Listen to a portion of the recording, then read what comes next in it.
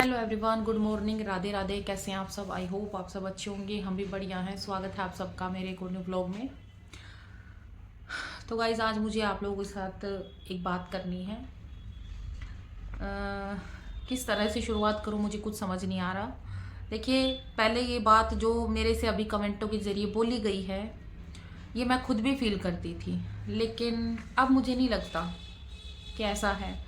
Comment कुछ इस तरह के हैं कि अभी मैंने हाल फिलहाल में जो ब्लॉग डाले हैं उसमें बहुत सारे कमेंट ये आए हैं कि आपको पैसे नहीं देने चाहिए थे, आपको उस घर के लिए उन लोगों को पैसे नहीं देने चाहिए थे। तो देखिए, ये तो मैं भी सोचती हूँ कि पैसे नहीं देने चाहिए थे। ये मैं अब भी बोलती हूँ, पहले भी बोला है, और हमेशा मुझे इस बात का पछतावा रहेगा कि मैंने उन लोगों को काश पैसे नहीं दिए होते। तो ये तो हमेशा मेरे दिल में गिल्ट रहेगा कि नहीं देने चाहिए थे। लेकिन एक बात और बोली गई है कि घर आपकी वजह से उजड़ा है, घर आपकी वजह से खराब हुआ है, आपने पैसे दिए। और ये कहीं ना कहीं मेरी बात ना दिल पे जाके लगी है। मतलब आप लोग सोच नहीं सकते कि एक औरत घर बसाने के लिए ही तो पैसे लिए होंगे ना अपने मायके से, कि घर बस जाए, मेरा घर बन जाए, मेरे बच्चों के सर पे छत हो जाए। क्या इसलिए लिए थे कि घर बनने के बाद वो आदमी मुझे लात मार के वहां से निकाल दे और मेरे बच्चे और हम सड़क पे आ जाएं और फिर हम इस तरह से रेंट पे रहे, फिर हम यूट्यूब चैनल बनाएं, यूट्यूब चैनल पे दिन रात रो धो के आप सबके सामने सिंपैथी हासिल करे? कोई इसलिए तो नहीं करता मेरे ख्याल से। और अगर कोई ऐसा करता है ना, तो उससे महाघटिया इंसान कोई नहीं है। ये बातें मैं आप लोगों के साथ शेयर कर रही हूँ क्योंकि मेरे पास और कोई रास्ता नहीं था। मैंने सिर्फ आप लोगों के साथ अपना दर्द बांटा है। आप लोग मुझे ना, मैं आप लोगों से कोई हेल्प चाहती हूँ, सिर्फ इतना कि भाई मेरी वीडियोस जितना हो सके आप लोग देखिए, शेयर करें। और इससे अगर मेरे बच्चों की दाल रोटी का काम चल रहा है तो इसमें कोई हर्ज तो नहीं है। तो अगर कोई औरत इस तरह का कोई कदम उठाती है ना, तो वो घर उजाड़ने के लिए नहीं उठाती, घर बसाने के लिए उठाती है। और मैंने भी यही सपना देखा था कि मेरा घर अच्छे से बन जाएगा, मेरे बच्चे खुश रहेंगे उस घर में। एक बात और बोली गई कि भाभी जो मतलब आपके साथ, लोगों के साथ नहीं रहती, भाई के साथ नहीं रहती, काश आप पैसे नहीं लेते तो ऐसा हो जाता, वैसा होता, भाभी ऐसे घर छोड़ के नहीं जाती। तो सबसे पहली बात तो मैंने पहले आप मेरी वीडियो देखिए, जिसने भी ये कमेंट किया है, मैं अब की बार नाम मेंशन नहीं कर रही, तो देखिए आप मेरी वीडियो देखिए, मैंने उसमें बताया है, आज फिर बताती हूँ। जब मेरा भतीजा 8 मंथ का था, सिर्फ 8 मंथ का, और मेरी भतीजी उससे थोड़ी बड़ी है, दोनों बच्चों को छोड़ के वो पहले भी गई है, उस टाइम पे मैंने कोई पैसा नहीं लिया था, कुछ भी बात नहीं थी, तब भी कुछ बात नहीं थी, बात अब भी कुछ नहीं है। बोली गई है ना कि पैसों के ऊपर तुम्हारी भाभी का घर खराब हो गया, तो पैसों की तो कोई बात नहीं है, क्योंकि इससे पहले भी जब वो गई है तब मैंने कोई पैसा नहीं लिया था। जिसको जाना होता है वो जाता है। दूसरी बात, शॉर्ट में कहूँगी, ज़्यादा ओपनली नहीं कहूँगी, ज़्यादा खुल के नहीं कहूँगी। तो मैंने आप लोगों को एक बात बोली थी, ज़्यादा ओपनली तो मैं आज भी नहीं कहूँगी, कि कुछ ऐसी बातें हैं जो मेरे फ़ोन में कैद पड़ी है, मैं खोलना नहीं चाहती, तो इसलिए उनको बंद ही पड़ी रहे तो ज़्यादा बेटर है। मैं नहीं चाहती उनको खोलना। बस इतनी सी बात कहूँगी कि वो तो मैं जानूँ या मेरी भाभी जाने कि उसकी वजह से आज मैं यहाँ हूँ, कि मेरी वजह से आज वो वहाँ है। ये बात वो भी जानती है और मैं भी जानती हूँ। और मेरी बहनों ने और जो मेरे वेल विशर है उन्होंने कहा भी है कि हाँ, आप बिल्कुल सही हो, सारी बातें सोशल मीडिया पे नहीं बता सकते और बताना भी नहीं चाहिए। तो कुछ बातें ऐसी हैं जो बंद पड़ी रहें तो ज़्यादा बढ़िया है। बाकी कहते हैं कि मैंने पैसे नहीं लिए, मतलब मैंने पैसे नहीं लिए होते तो मेरी आज मैं मजबूरी बताऊंगी कि मेरी कितनी बड़ी मजबूरी थी। हालांकि पैसों के लिए तो सच बताऊं ना, मैंने तो कभी सोचा भी नहीं था कि मुझे मायके से इतने पैसे मिल जाएंगे, क्योंकि इतने मेरे मायके वाले पैसे वाले या अमीर नहीं हैं कि वो मेरा घर बनवा के मुझे दे दें। मेरे पापा आर्मी में थे, उनकी पेंशन पे लोन निकलवा के दिया, तो मेरे तो दिमाग में दूर दूर तक नहीं था कि मैं मायके से पैसे ले लूं, क्योंकि मुझे पता था कि भाई मायके वाले भी कहाँ से देंगे। लेकिन कहते हैं ना, जब कर्म फूटते हैं तो होता ही चला जाता है। तो हालांकि मैंने इस बारे में, ये जो रेंट एग्रीमेंट है, इस बारे में मैं पहले भी वीडियो बना चुकी हूँ, लेकिन उस टाइम पे मेरे बहुत ही कम सब्सक्राइबर थे। मुझे जब मैंने अपने बारे में बताया कि मुझे किस तरह से मार पीट के वहाँ से निकाला गया और मुझे किस तरह से टॉर्चर किया गया, यहाँ आके मैंने कब कंप्लेंट की, मैंने अपने बारे में जो भी बातें थी जब बताई, उस दौरान मैंने ये वीडियो बनाई थी एग्रीमेंट की। लेकिन उस टाइम पे जो है ये सवाल नहीं उठे कि आपको पैसा नहीं लेना चाहिए था, आपने खुद अपने हाथों से अपना घर बर्बाद कर लिया, कुछ इस तरह से। लेकिन आज मेरी यूट्यूब फैमिली काफ़ी बड़ी हो गई है, तो बहुत से लोग ऐसे हैं जो पीछे के ब्लॉग जाके नहीं देखते, वो वीडियो कहीं दब गई है शायद। अभी मैं एक एक बंदे को तो नहीं बता सकती कि आप वो वीडियो जाके देखो, वो वाली वीडियो जाके देखो। तो मैंने सोचा इस बारे में एक बार आप लोगों के साथ दोबारा से एक वीडियो, छोटी सी भले ही छोटी हो लेकिन शेयर करूं कि मैंने किस मजबूरी में पैसे लिए थे। तो देखिए, मोटी मोटी सी बताऊंगी, आप लोगों को ज़्यादा बोर नहीं करूंगी।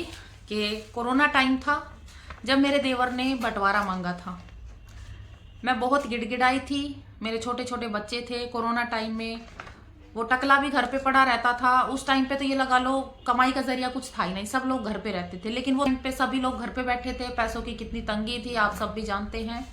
उस टाइम पे देवर ने बंटवारा मांगा, मैंने बहुत मिन्नतें की कि ऐसा करो, नहीं बनती मैं ऊपर रह लूँगी, आप ऊपर रह लो मैं नीचे रह लूँगी, लेकिन अभी बंटवारा मत करो। लेकिन मेरे देवर ने मेरी एक ना सुनी और मेरे ससुर को अपने फेवर में कर लिया और बंटवारा करवा लिया। बंटवारा भी कुछ इस तरह से तिगड़म चलाई। मेरे ससुराल में जानते हैं जिन जिन के पास मैंने कांटेक्ट किया उस दौरान कि भाई कैसे सही रहेगा। मेरे जो देवर ने ना 3 प्लॉट थे, घर और 2 प्लॉट, कुछ इस तरह से बंटवारा करने की कोशिश की थी कि हमें बिल्कुल घटिया, कहते हैं ना कि एक तरफ सोना, एक तरफ चांदी, एक तरफ पीतल। तो देवर ने कुछ इस तरह का प्रॉपर्टी बंटवारा करने की कोशिश की कि हमारे हिस्से में सिर्फ और सिर्फ पीतल आए। मतलब सोना तो उसके पास जाए जाए, एग्जाम्पल दे रही हूँ, सोना तो उसके पास जाए जाए, चांदी में से भी आधा जाए और हमारे पास आधी चांदी आए और बाकी पीतल आए। कुछ इस तरह से बंटवारा सोचा था। लेकिन उस टाइम पे मैंने थोड़ा सा, ज्यादा तो मैं नहीं कहूंगी, अगर मेरे अंदर दिमाग होता तो मैं पैसे देती उन नंगड़ों को। तो थोड़ा सा दिमाग ये आया कि चलो मैं किसी से पूछ लेती हूँ, मुझे इस चीज़ की नॉलेज नहीं है कि यहाँ पे क्या कुछ रेट है प्रॉपर्टी का, कहाँ की कीमत ज़्यादा है, कहाँ की कम है। तो इस तरह से मैंने 1-2 जगह रिश्तेदारी में, रिलेटिव में, आस पड़ोसियों से थोड़ा सा जिक्र किया। जिन जिन के मेरे पास कॉन्टैक्ट नंबर थे मैंने कॉन्टैक्ट किया। कॉन्टैक्ट करने के बाद पहले तो देखिए मैं उस हालत में नहीं थी, मैं रो रही थी कि मुझे बंटवारा चाहिए ही नहीं। अभी कम से कम 2 साल 3 साल, मेरा बेटा उस टाइम पे 1.5 साल 2 साल 1.5 पौने 2 साल का था। तो उस टाइम पे इसने बंटवारा मांगा, मैंने बोला थोड़ा सा रुक जाओ, पर नहीं माने। उसके बाद जब ये हो गया ना कि बिल्कुल यहाँ पे अड़ा दिया कि अब तो होना ही होना है, तो मुझे पता चला कि जिस तरह का वो बंटवारा चाहता है ना मुझसे, उस तरह में तो हम कोहरे टोटे में ही जाने थे। तो फिर क्या हुआ उस टाइम पे, आप लोग देखना, मेरे देवर की तिकड़म सुनाती हूँ, आप लोगों को भी हंसी आएगी। तो उसने बोला ये हिस्सा तुम्हारा और ये हिस्सा मेरा। तो मैंने जैसे ही पता किया, मुझे पता चला, तो मेरा ससुर बैठा सोफे पे, देवर बैठा, हस्बैंड बैठा। अब देवर के माथे पे पसीने, अब कि ये इतने कॉन्फिडेंस में कैसे है। मैं उस दिन फुल कॉन्फिडेंस में कि हाँ मुझे क्या करना है। तो जैसे ही ससुर आए, बोलो बताओ क्या चाहते हो, तो मैंने बोला मुझे ये वाला चाहिए। जो देवर सोच रहा था ना कि जिस तरह से तुमने ये फंसाए हैं तो ये हिस्सा तेरे हिस्से में आएगा। मैंने बोला ठीक है, अगर ये बंटवारा चाहता है ना तो हम ये लेंगे। भाई साहब उसी टाइम, देखो ये वीडियो टिंडा भी देख रहा है, टिंडी भी देख रही है, मेरा ससुर तो पता नहीं देखता होगा कि नहीं, बाकी टकला भी देख रहा है, सनकोली भी। उस टाइम पे मेरे देवर ने आओ देखा ना ताओ, तुरंत ये बोला नहीं पापा ऐसे तो मेरी गर्दन कट जाएगी, ऐसे तो मैं बिल्कुल मिट्टी में मिल जाऊंगा। देखो मैं झूठ नहीं कहूंगी, उस टाइम पे मेरे ससुर भी हंसा। उस टाइम पे मेरा ससुर हंसा और जो टकला है ना मेरा हस्बैंड, ये बोला अच्छा तू तो मेरी काट दे फिर गर्दन। आप सोच सकते हैं ना किस तरह का तिगड़म था। उस टाइम पे देवर ने जो पलटी मारी, बोला कि नहीं नहीं नहीं ये तो गलत हो जाएगा, इस तरह से तो मेरे साथ गलत होगा। तो मेरे ससुर ने बोला कि भाई ऐसे तो मैं करता भी नहीं, वैसे तो मैं ऐसे बंटवारा करता भी नहीं, लेकिन हाँ इतना है मैं ये देखना चाहता था कि भाई इनमें कितना दिमाग है, तू अपना किस हिसाब से लेके चल रहा है दिमाग। तो इस तरह से पहले तो उसने हमें बंटवारे में ही धोखा करने की कोशिश की। उसके बाद जो है ये जो आज बंटवारा हो रखा है मेरे ससुराल में, जिस तरह से ये बंटवारा हुआ, ना चाहते हुए भी बंटवारा करवाना पड़ा, हो गया। रिलेटिव रिश्तेदारी को तो किसी को पूछा ही नहीं था, बस अपनी मनमानी करनी थी, कर ली, हो गया बंटवारा। अब मेरे देवर के पास तो बना हुआ हिस्सा था, ठीक है, जिस घर में मैं शादी करके गई थी वो हिस्सा उसके हिस्से में आ गया। अब जो हमारे हिस्से में आया उसमें छोटे छोटे कमरे थे किराए के, वो भी टूटे फूटे, और पीछे के जो 4-5 कमरे थे वो उसमें तो कोई किराएदार रह भी नहीं रहा था, खाली पड़े थे, क्योंकि उनकी ना टुकड़ियां भी लटकी हुई थी, बिल्कुल टुकड़ियां ना ऐसे लटकी हुई थी। गाटर और दीवारों में इतनी मोटी मोटी दरारें थी, तो कौन अपनी जान से जो है, किसको अपनी जान प्यारी नहीं है। तो पीछे के 4-5 कमरे खाली थे, लाइन से बने थे ना, उसमें 8 के 7 कमरे भरे थे।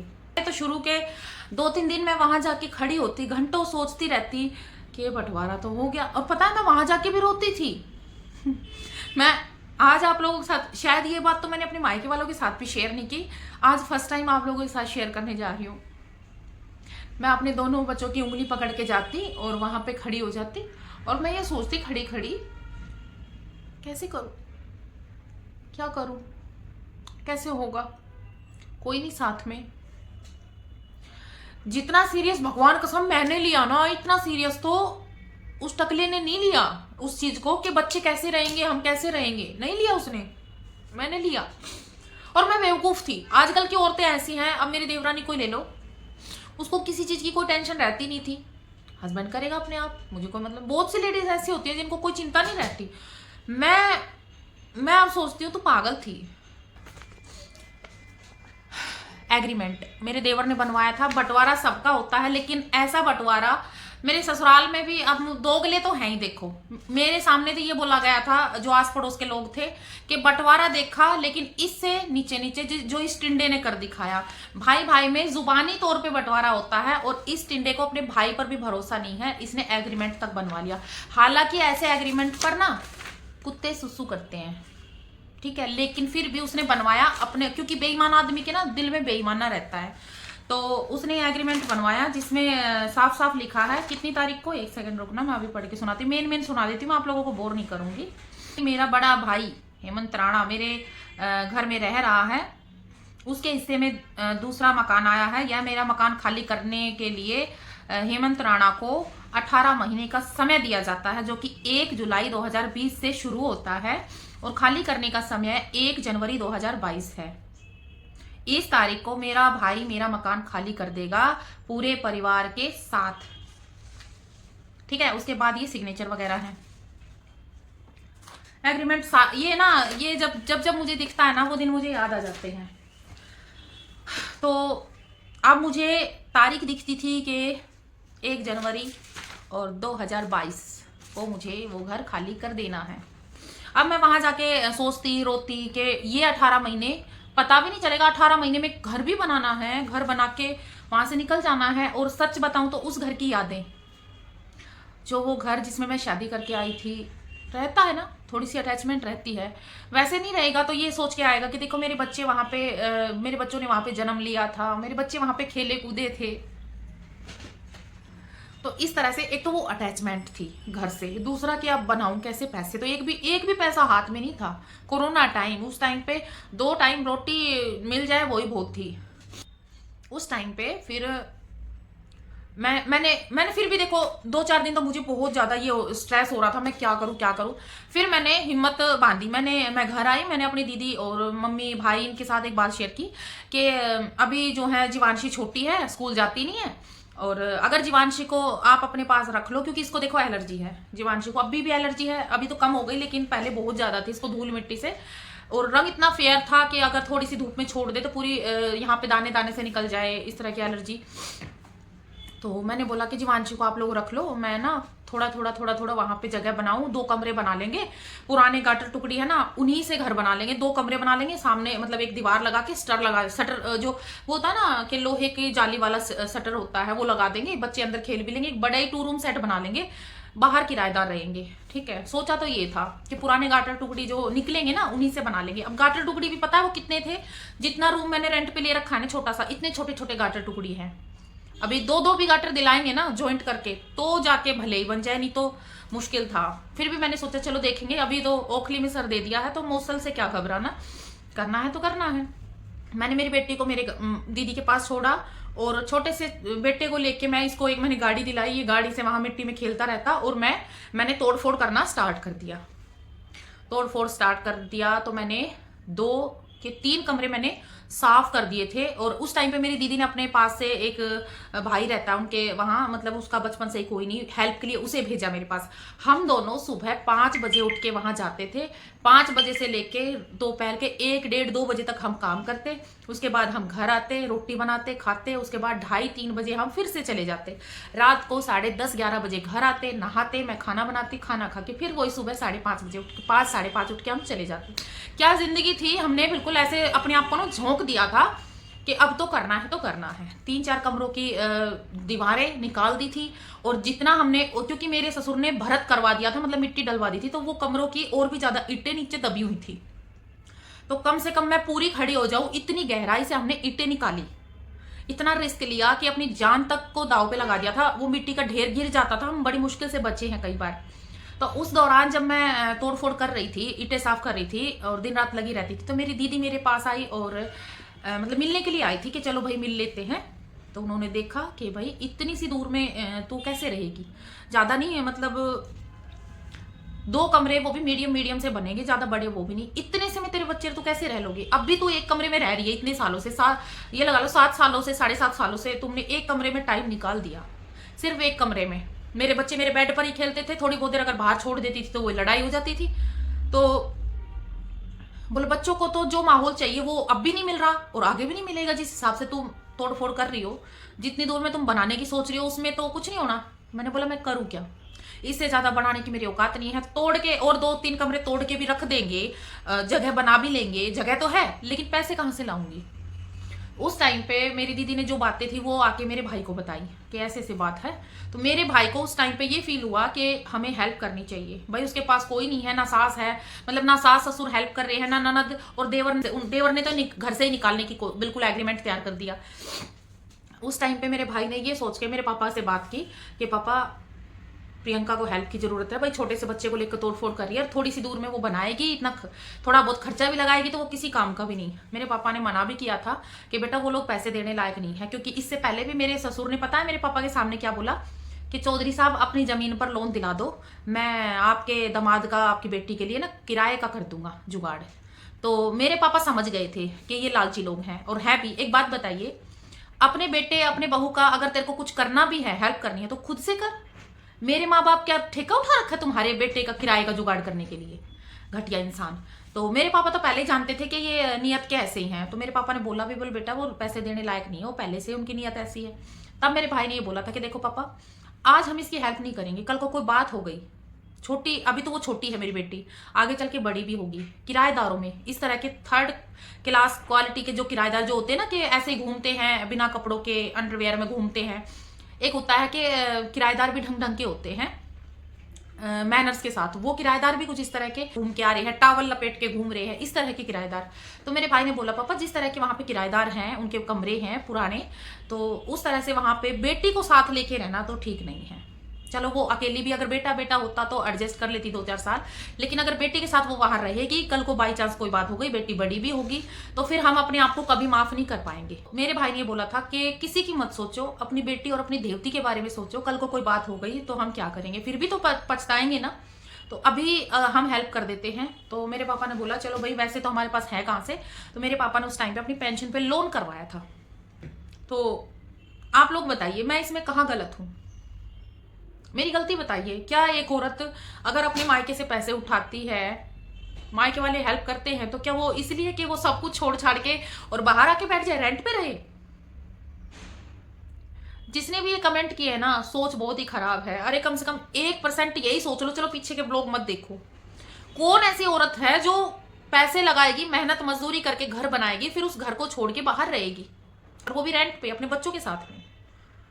तो हद है भाई। कुछ लोग ना कमेंट करते हुए बिल्कुल ये नहीं सोचते। और मुझे देखिए इस चीज का दुख नहीं है कि उन लोगों ने ये बोला कि पैसे नहीं लेने चाहिए थे, ये चीज तो मैं भी सोचती हूँ, मुझे पैसे नहीं लेने चाहिए थे, लेकिन अब वो कहावत है ना, अब पछताए क्या होत है जब चिड़िया चुग गई खेत। तो इस बात की पछतावा तो मुझे सारी जिंदगी रहेगा कि मैंने वहां से पैसे उसको लेके नहीं देने चाहिए थे। लेकिन जब ये बात बोलते हैं ना कि मैंने पैसे लिए इसलिए घर उजड़ा है, तो देखिए, कर्मों का तो किसी को कुछ नहीं पता होता कि कर्म किस दिशा में लेके जाएंगे। मैंने कभी सोचा था कि मैं पैसे लूंगी और मेरे साथ फिर ये सब होगा। तो अभी बात करते हैं मेरे देवर की। मेरे देवर के बारे में मैंने बताया कि एग्रीमेंट बनवा लिया था कि इतनी तारीख को उस घर से निकल जाना है। अब आप लोग सोच सकते हैं कि मेरा देवर और मेरी देवरानी, वो टिंडा और टिंडी, दोनों उसी घर में रह रहे हैं भिखारी। क्यों? क्योंकि प्रॉपर्टी का लालच। ठीक है, प्रॉपर्टी का लालच ये होता है, इस वजह से घर उजड़ते हैं। ठीक है, मेरी वजह से घर नहीं उजड़ा। मैंने तो अपने बच्चों के सर पे छत करने की कोशिश की थी, मुझे नहीं पता था आगे चल के ये सब होगा। तो वो टिंडा टिंडी आगे चल के पहले मुझे और मेरे बच्चों को उस घर से निकालते हैं। एक बार मेरे देवर देवरानी ने मुझे उस घर से पहले निकाला, मुझे और मेरे बच्चों को। अब दोबारा से मेरे और मेरे बच्चों को ये लगा लो बेघर कर दिया उन लोगों ने उस घर में घुसकर। तो मेरे देवर और देवरानी ने मुझे और मेरे बच्चों को 2-2 बार घर से बेघर किया है। कभी सुखी नहीं रहेंगे, कभी सुखी नहीं रहेंगे। वो लोग खुश हो रहे होंगे ना कि घर मिल गया, प्रॉपर्टी मिल गई, और मेरी देवरानी तो खुश हो रही होगी कि प्रॉपर्टी और घर के साथ साथ हस्बैंड भी मिल गया। मेरी देवरानी को ना प्रॉपर्टी से ज्यादा तो उस टकले में जो है खुशी मिल रही होगी। वो मैं बताती हूँ क्यों। हालांकि मैं बताना नहीं चाहती थी क्योंकि इस चीज से ना मतलब अलाउ नहीं है, तो मैं इनडायरेक्टली आप लोगों को समझाऊंगी, क्योंकि डायरेक्ट बोलना चैनल पे अलाउ नहीं है। आप लोग समझदार हो, समझ सकते हैं। मेरी देवरानी ने मुझे एक बात बताई थी, पहले भी बताई है जब मैं वहां थी, कि ये मुझसे 6-6 महीने बात नहीं करता, मेरे देवर के बारे में, कि मुझसे ना 6-6 महीने बात नहीं करता, और हमें तो बहुत बहुत दिन हो जाते हैं, मेरे से मुंह से भी नहीं बोलता। ये बातें वहां भी बताई हैं और यहाँ आने के बाद भी बताई है। और यहाँ आने के बाद मेरी देवरानी ने मुझे एक बहुत बड़ी बात बताई थी, लेकिन उस चीज को मैंने ना सीरियसली नहीं लिया। अब वो चीज मुझे समझ में आ रही है। ठीक है, मेरी देवरानी ने मुझे बताया कि ये जो टिंडा है उसका हस्बैंड ये पिल्स खाता है, मतलब दवाइयाँ खाता है। तो मैंने बोला किस तरह की दवाइयाँ खाता है? बोली कि एक तो इसको दाढ़ी मूछ नहीं आ रही, दाढ़ी मूछ आने की दवाई खाता है। तो मैंने बोला है दाढ़ी मूछ आने की दवाई कोई कौन खाता है भाई? ये तो मैंने तेरे मुंह से ही सुना है। बोल रही है दाढ़ी मूछ के साथ साथ और पता नहीं कौन कौन सी दवाइयाँ खाता है, और मुझे तो ये बताता भी नहीं है। पर जहाँ तक मुझे पता है, मैंने फ़ोन पे सर्च किया था ये किस चीज़ की दवाइयाँ हैं, तो मुझे पता चला कि ये दाढ़ी मूछ आने की दवाइयाँ हैं। तो मैंने बोला तो देखो, मुझे उस टाइम पे लगा कि भाई ये क्या, लेकिन फिर मुझे लगा कि देखो हॉर्मोन्स की वजह से भी दाढ़ी मूछ नहीं आती। कई बार लेडीज को भी थोड़ी बहुत दाढ़ी मूछ आ जाती है और जेंट्स को नहीं आती कई बार, तो ऐसा होता है हॉर्मोन्स की वजह से। ये तो अपनी अपनी सोच है कि उसने मुझे इस तरह से बताया कि ये दाढ़ी मूछ आने की भी दवाई खाता है, 6-6 महीने मुझसे बात नहीं करता, और तो जैसे इसकी आवाज है, ये है वो है।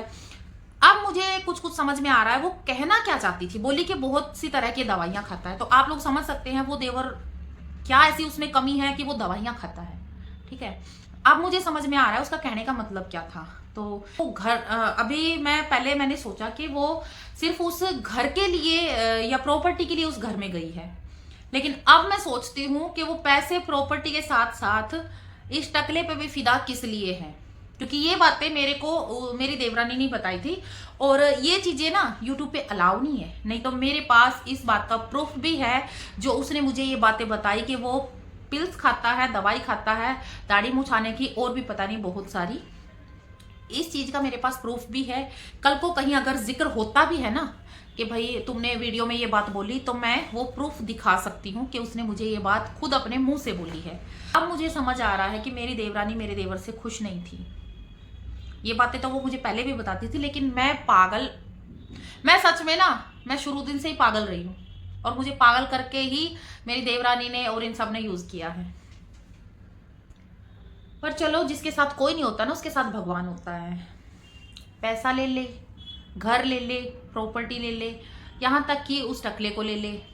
कहने में तो ये आएगा मेरा हस्बैंड ले ले और मेरे बच्चों का बाप ले ले। अगर फिर भी तेरे से खुश रहा जाए ना तो तू खुश रह। घटिया औरत, शर्म कर, शर्म कर, शर्म कर। आगे चल के वो तेरा बेटा बड़ा भी होगा और वो पूछेगा भी तेरे से सारे सवाल। और हाँ, अगर वो भी अपने बाप की तरह, टिंडे की तरह निकला ना लालची प्रॉपर्टी का, तो वो भी उसी के आगे पीछे दुम हिलाएगा प्रॉपर्टी के लिए, जैसे अभी हिला रहा है। अभी तो चलो वो समझता नहीं है, बच्चा है, आगे चल के बड़ा भी होगा तो देखो, माँ पे पूत, पिता पे घोड़ा, घड़ा नहीं तो थोड़ा थोड़ा तो वो भी अपने बाप पे ही जाएगा। वो भी पैसा प्रॉपर्टी के लिए किसी भी हद तक गिर सकता है। तो कहूँगी कि हे भगवान, जो उन लोगों ने मुझे दिया ना, धोखा, फरेब, जो भी कुछ मेरे साथ किया, जो मुझे दिया, उसका डबल दे देना उनको। और मैंने जब इतने अरमानों से वो घर बनाया था अपने बच्चों के लिए, जब मैं वहां पे सुखी नहीं रह सकी तो वो लोग कैसे रह लेंगे? हमारी तो बद्दुआ हमेशा उनको लगती रहेगी। बाकी हाँ, एक बात कहना चाहूंगी कि जो ये लोग कहते हैं ना कि आप पैसे नहीं लेते तो घर नहीं उजड़ता, तो देखो जो नसीब में होता है ना वो टलता नहीं है, चाह कर भी नहीं टलता। लेकिन देखो अगर कोई कहीं से भी, ये तो चलो मैंने मायके से उठा लिए, अगर कोई, हालांकि हर कोई पैसा देता नहीं है, ठीक है, अपनी बेटी के हेल्प के लिए मेरे मायके वालों ने पैसा दिया था, इस घटिया पे कौन विश्वास करता था? मेरी सोच के मेरे मायके वालों ने पैसे दिए थे, लेकिन मैं आज भी वैसी हूं जैसी पहले थी। मेरे दिमाग में पहले भी यही था कि हाँ पैसे लौटाने हैं, मेरे दिमाग में आज भी, मेरे दिल में आज भी यही बात है कि हाँ पैसे लौटाने हैं। पैसे लिए जाते हैं देने के लिए, बैंक भी लोन देता है, तो क्या वो भरते नहीं है? भरते हैं ना। और अपने टाइम से पहले ही भरने की कोशिश करते हैं ताकि आंखें खराब ना हो, आगे से फिर से मिल जाए। लेकिन कुछ लोग ऐसे घटिया टकरा जाए तो क्या करें? महा घटिया, गंदे, बेशरम लोग टकरा गए तो क्या करें?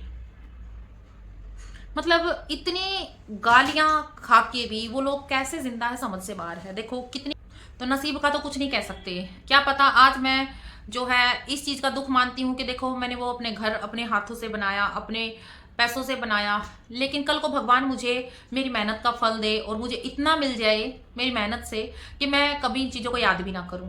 तो नसीब का तो कुछ नहीं पता, बाकी ऊपर वाले की मर्जी। बस अब जो है जितना है उसी में खुश रहना चाहिए, मैं तो यही कहूँगी। ठीक है, जो हुआ वो भगवान की मर्जी थी। और कहते हैं ना कि एक कहावत है, जो होता है अच्छे के लिए होता है, क्या पता इसी में मेरे लिए कुछ अच्छा हो। आप लोग कैसे मिलते ये बताइए? अगर मैं आज यहाँ नहीं होती, मैं पैसे नहीं लेती, वो घर नहीं बनाती, वो मुझे मारता नहीं, मैं बाहर नहीं निकलती, मैं आप लोगों से कैसे मिलती? आप लोग मेरे टच में कैसे आते? आप लोग मुझे कैसे जानते ये बताइए? तो आप जब मुझे, आप मेरे लिए डायमंड हो, पता है, आप सब मेरे लिए डायमंड हो। मैंने अगर गोल्ड छोड़ा है ना तो मुझे डायमंड मिला है, मुझे आप लोग मिले हो। ऐसे भी लोग हैं जिन्होंने अपना बहुत कुछ खो दिया, लेकिन फिर भी उनके पास ऐसा कोई नहीं है जिसके साथ वो अपना दुख सुख शेयर कर सके। मेरे पास आप लोग हो, मैं आप लोगों के साथ अपना दुख सुख हर चीज शेयर कर सकती हूँ, अपना मन हल्का कर सकती हूँ, जैसे कि मैंने आज किया। मैं कई दिन से सोच रही थी इन कमेंटों का रिप्लाई करूँ कि भाई मेरी वजह से घर नहीं उजड़ा, मैंने अपना घर बसाने की कोशिश की थी, ठीक है, लेकिन अब इससे आगे मैं क्या बोलूँ। आप सब खुश रहिए अपने अपने घरों में, और मेरी वीडियोस पे कमेंट कीजिए, लाइक कीजिए, और आज की वीडियो में आपको जो भी सही से महसूस हो वो जरूर कमेंट में बताना।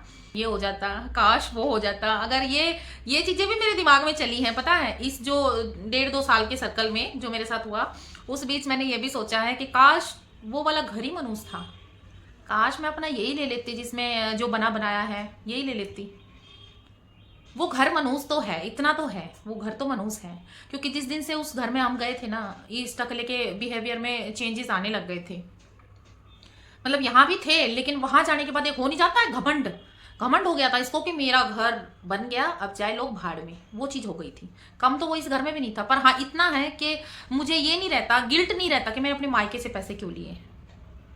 जो था जितना था उसी में रह लेते। पर चलो छोड़ो, आज की वीडियो में इतना ही था। मिलते हैं नेक्स्ट वीडियो में। राम राम सभी को।